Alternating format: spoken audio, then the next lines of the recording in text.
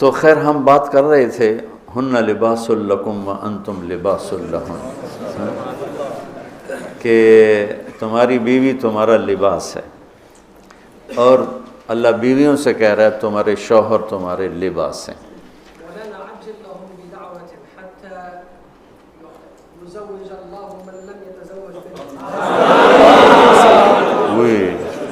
اتنی زور سے آمین، توبہ، اچھا، واہ بھائی واہ، بڑے شوق چڑھے ہوئے ہیں۔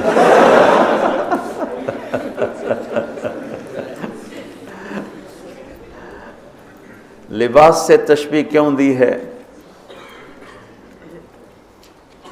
کہ کوئی آدمی کسی شخصیت کی تکمیل لباس کے بغیر نہیں۔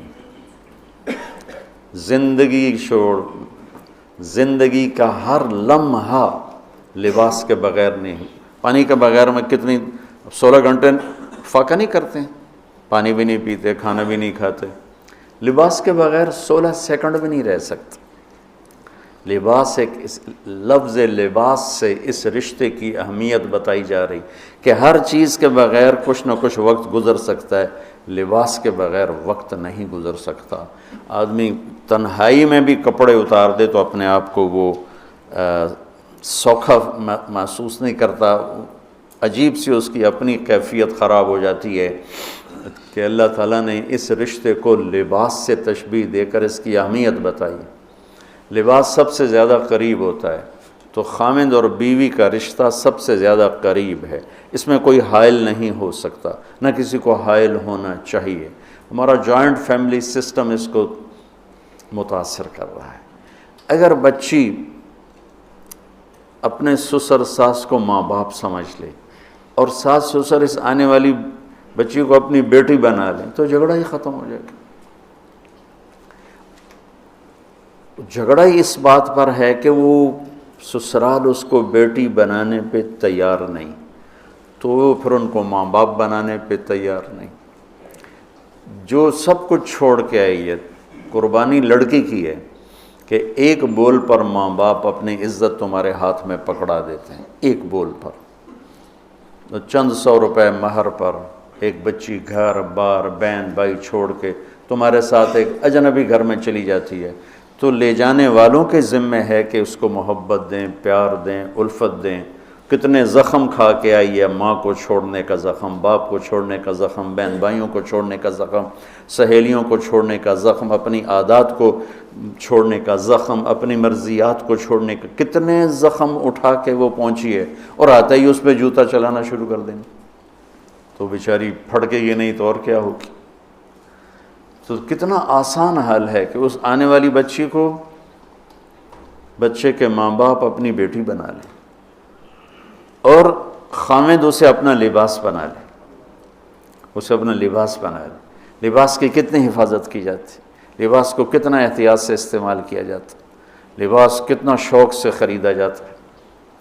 یہ باتیں ساری پہلے ہو چکی ہیں، میں دہرا رہا ہوں کہ یہ بہت اہم مضمون ہے، اور اس میں تباہی آئی ہوئی ہے، اور شریعت نے جتنے رشتے بتائے ہیں ان تمام رشتوں میں سب سے بڑا رشتہ خامند اور بیوی ہے۔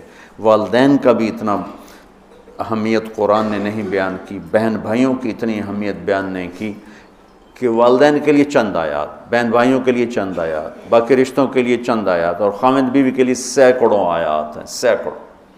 قرآن بھرا پڑا ہے کہ یہ رشتہ بچ جائے، چونکہ باقی رشتے ٹوٹتے نہیں، یہ ٹوٹ جاتا ہے۔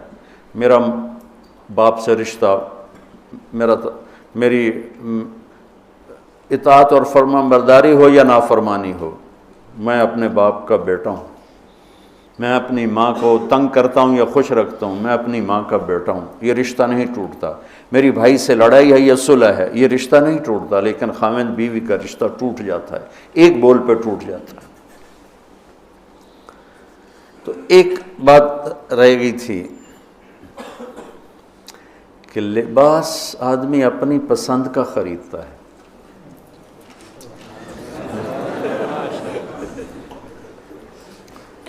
جب چھوٹا بچہ ہوتا ہے پھر تو ماں باپ پہناتے ہیں، جب وہ ہوش میں آ جاتا ہے تو وہ لباس اپنی پسند کا لیتا ہے، ماں کی پسند کا نہیں لیتا، باپ کی پسند کا نہیں لیتا ہے۔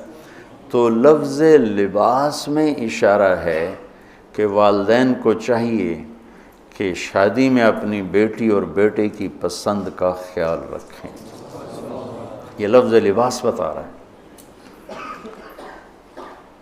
کہ جب ہم چھوٹے تھے ہمیں ماں باپ جو پہناتے تھے ہم پہن لیتے تھے، جب سے ہم نے شعور میں قدم رکھا ہے تو اب ہم اپنا لباس خود ہی خریدتے ہیں، چاہے وہ نیلا ہو، پیلا ہو، کالا ہو، سفید ہو۔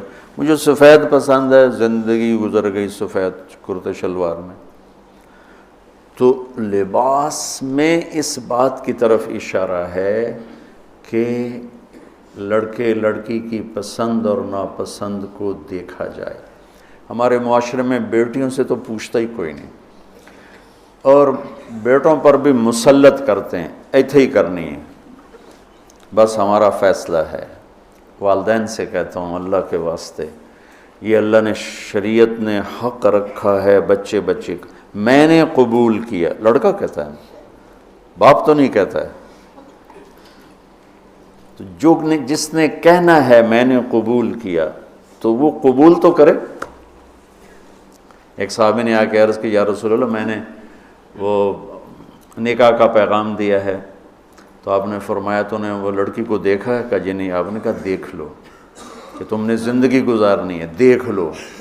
اتنی گنجائش رکھی ہے کہ لڑکا لڑکی بیٹھیں، آپس میں بیٹھیں، ایک دوسرے کو دیکھ لیں، بات چیت کر لیں، تو انہوں نے زندگی گزارنی ہے۔ تو ہمارا ماحول ہے کہ یہ بھی ہندو سے آیا ہوا معاشرہ ہے کہ وہ ذات پات میں پھنسے ہوئے تھے، بس ہم نے راجپوتوں میں کرنا اور کہیں نہیں کرنا، ہم نے جاٹوں میں کرنا اور کہیں نہیں کرنا، ہم نے ارائیوں میں کرنا اور کہیں نہیں کرنا، ہم یہ ہیں، ہم اس کے علاوہ اور کہیں نہیں کرتے۔ یہ پورے ہمارے ماحول میں ایک چیز رچی ہوئی ہے۔ کتنے بچے میرے پاس آتے ہیں، بچیوں کے فون آتے ہیں، ماں باپ زبردستی شادی کر رہے ہیں، میرا دل نہیں کر رہا لیکن وہ زبردستی کر رہے ہیں۔ تو اگر زبردستی کریں تو پھر مان جاؤ، قربانی دے دو، پھر بغاوت نہ کرو، قربانی دے دو۔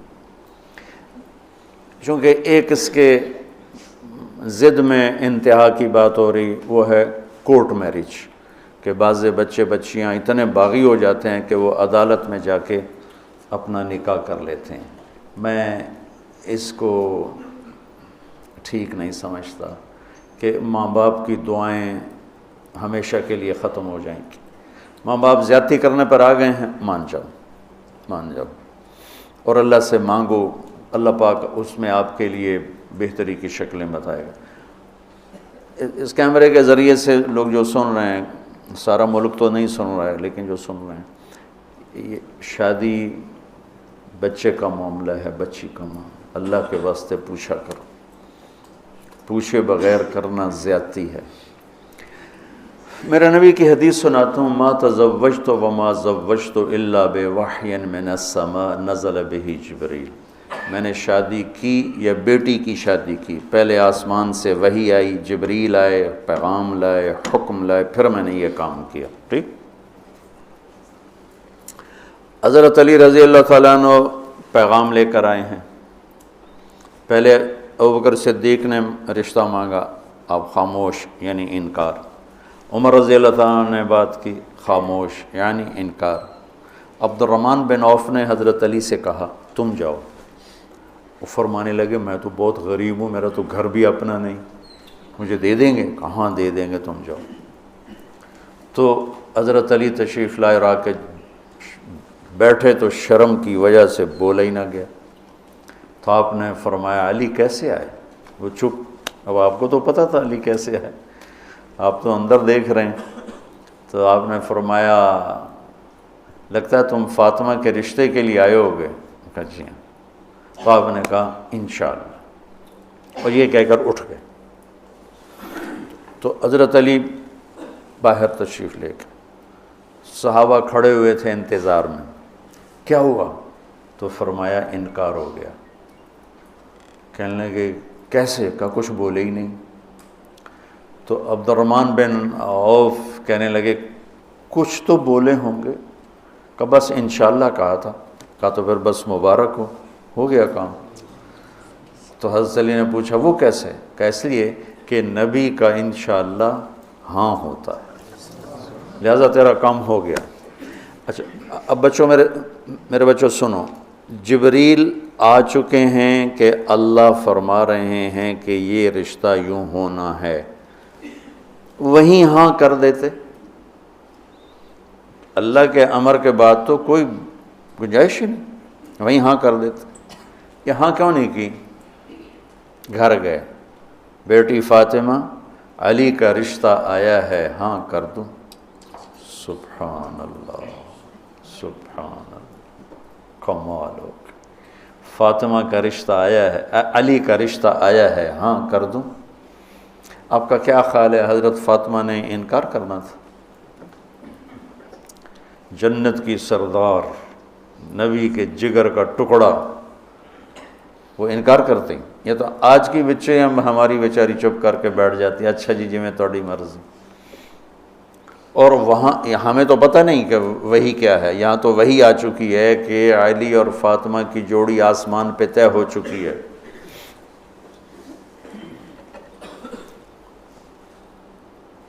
حضرت فاطمہ رضی اللہ تعالیٰ عنہ کے اقرار کے بعد آپ باہر تشریف لائے۔ وہیں اقرار کیوں نہیں کیا؟ ہمیں سبق دینا تھا کہ آسمان سے وحی بھی آئی ہو تو بھی بیٹی سے پوچھو۔ سبحان اللہ، سبحان اللہ، سبحان اللہ۔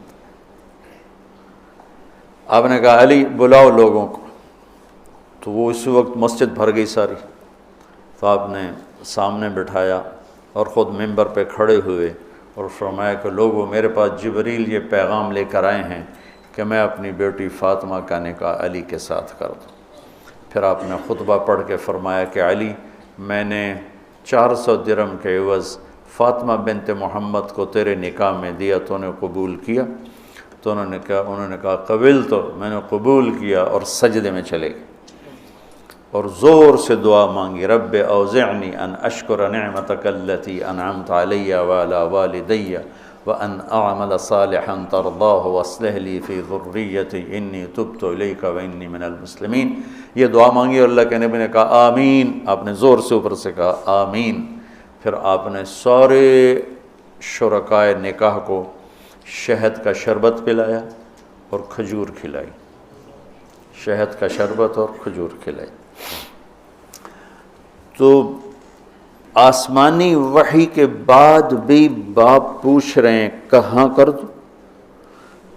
تو ہمارے پاس تو وحی نہیں ہے، اور ایک بچی نے زندگی گزارنی، ایک بچے نے زندگی گزارنی، اور ماں باپ ان کی وہ رائے کے خلاف اولاد بولے تو وہ کہتے ہیں یہ گستاخ ہو گئے ہیں، یہ نافرمان ہو گئے ہیں۔ وہ پھر وہ ان کو وہ جذباتی طور پر ان پر پریشر ڈالتے ہیں، ہم نے تمہیں بچپن میں پالا، ہم نے، ماں کہتی میں تینوں دودھ پیوایا، میں تیرے پوتڑے دھوتے، آج تو میرے اگو بلینا ہے۔ وہ اماں جی میں زندگی گزارنی ہے، تسی گزار بیٹھے ہو، میں گزارنی ہے۔ ہمارے دینی حلقے ہوں یا دنیاوی حلقے ہوں، نہ کوئی بچے سے پوچھتا ہے کہ بیٹا یہاں آپ کا کر دیں، آپ کا کیا رائے ہے، نہ کوئی بچی سے پوچھتا ہے کہ بیٹی یہ رشتہ آیا ہم ہاں کر دیں، بلکہ بچیوں سے چھپا کے رشتے کیے جاتے ہیں کہ وہ بچی کو پتہ ہی نہیں ہوتا۔ ہمارے پرانے تعلق والے ذمہ دار گھرانے کی بچی کہا جی مولانا صاحب چلو ماں باپ جہاں کر دیں ٹھیک ہے، ہمارا سر جھکا ہوا ہے، اتنا تو دیکھ لیتے انسان کا بچہ ہوتا ہے، ایک شرابی کے ساتھ میری شادی کر دی، عمر گزر گئی میری روتے روتے، فیملی میں ہی کرنا تھا تو کوئی اور شریف بچہ دیکھ لیتے، مجھے صرف فون پہ کہا گیا کہ باسی تیری منگنی کر دیتی ہے تو فلانی تاریخ نو تیری شادی، اور وہ شرابی تھا میرا، آج تک وہ شراب پیتا۔ یہ وہ دکھتے ہوئے مسائل ہیں جن کو ہم دین کی روشنی میں دیکھتے ہی نہیں ہیں، اپنے رواج کی روشنی میں دیکھتے ہیں، ہمارا رواج کیا ہے، ہمارا دستور کیا ہے، اس پر ہم چلتے ہیں۔